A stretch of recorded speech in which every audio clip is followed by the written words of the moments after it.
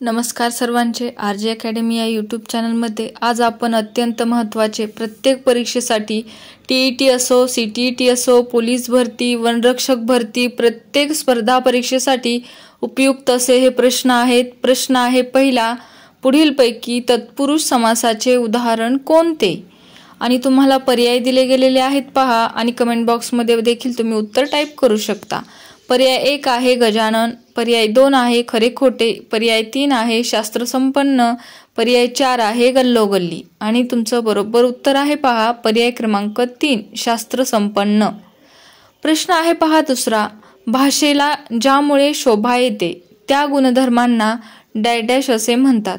पर्याय 1 भाषेचे दागिने, पर्याय 2 भाषेची समृद्धी, पर्याय 3 भाषेचे अलंकार, पर्याय 4 शब्दसिद्धी। भाषेला ज्यामुळे शोभा येते त्यांना काय म्हणतात? भाषेचे अलंकार असे म्हणतात। पर्याय क्रमांक 3। प्रश्न आहे पहा तिसरा, केस या शब्दाचा समानार्थी शब्द शोधा। पर्याय 1 आहे मुलर, पर्याय 2 आहे अक्ष, पर्याय 3 आहे पहा कुंतल, पर्याय 4 आहे पहा कुंडल आणि बरोबर पर्याय क्रमांक 3 हे उत्तर आहे पहा कुंतल। प्रश्न आहे पहा चौथा, दिलेल्या शब्दाचा विरुद्धार्थी शब्द शोधा आणि शब्द आहे पहा विरक्ती। पर्याय 1 आहे अनुरक्त, पर्याय 2 आहे आरक्ती, पर्याय 3 आहे आरक्त, पर्याय 4 आहे अनासक्ती आणि बरोबर उत्तर आहे पर्याय क्रमांक 2 आरक्ती। प्रश्न आहे पाचवा, इकडे आड तिकडे विहीर या म्हणीचा अर्थ काय?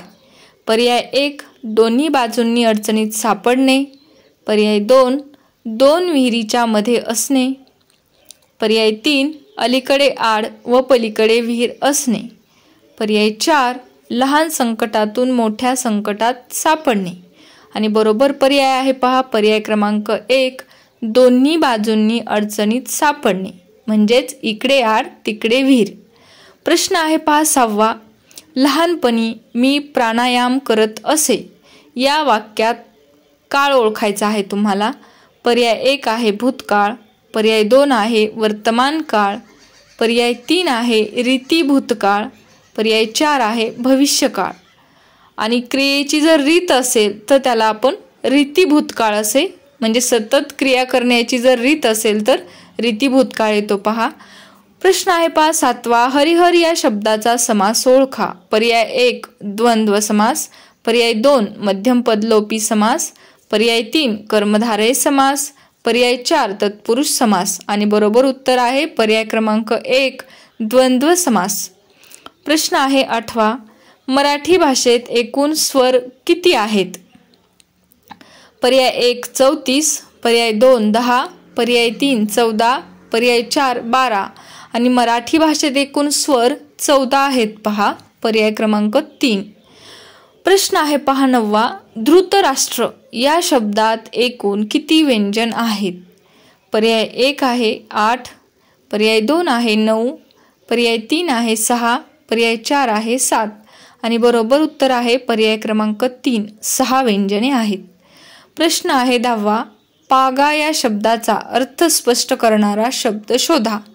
पर्याय 1 खेळण्याची जागा, पर्याय 2 गायींना ठेवण्याची जागा, पर्याय 3 घोड्यांना ठेवण्याची जागा, पर्याय 4 युद्धभूमी आणि पागा म्हणजेच घोड्यांना ठेवण्याची जागा असते पहा पर्याय क्रमांक 3 हे उत्तर बरोबर आहे। प्रश्न आहे पहा 11वा, खालीलपैकी मिश्र वाक्य निवडा।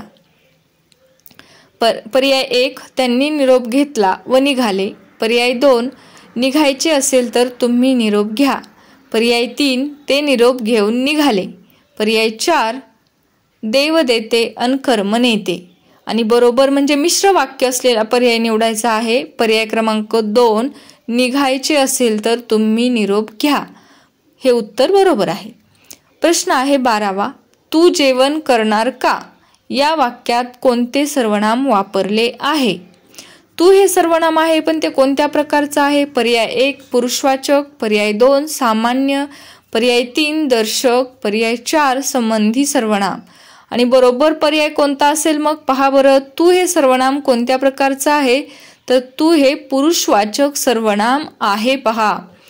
पुढील प्रश्नाकडे वळूयात। प्रश्न आहे 13वा। खालील शब्दातील सार्वनामिक विशेषण कोणते? सार्वनामिक विशेषण ओळखायचं आहे। पर्याय 1 उडता पक्षी, पर्याय 2 निळा भोर, पर्याय 3 रंगीत कागद, पर्याय 4 तो कावळा। आणि सार्वनामिक म्हणजेच काय असेल तर सर्वनाम, म्हणून पर्याय क्रमांक 4 तो कावळा। प्रश्न आहे 14वा। खालीलपैकी अनेक वचन ओळखा। पर्याय 1 मोती, पर्याय 2 ससा, पर्याय 3 पाखरू, पर्याय 4 गाणी। आणि अनेक वचन म्हणजेच अनेक संख्या किंवा अनेक आहे, पर्याय क्रमांक 4। प्रश्न आहे 15वा। सीता पुस्तक वाचते या वाक्यात पुस्तक काय आहे?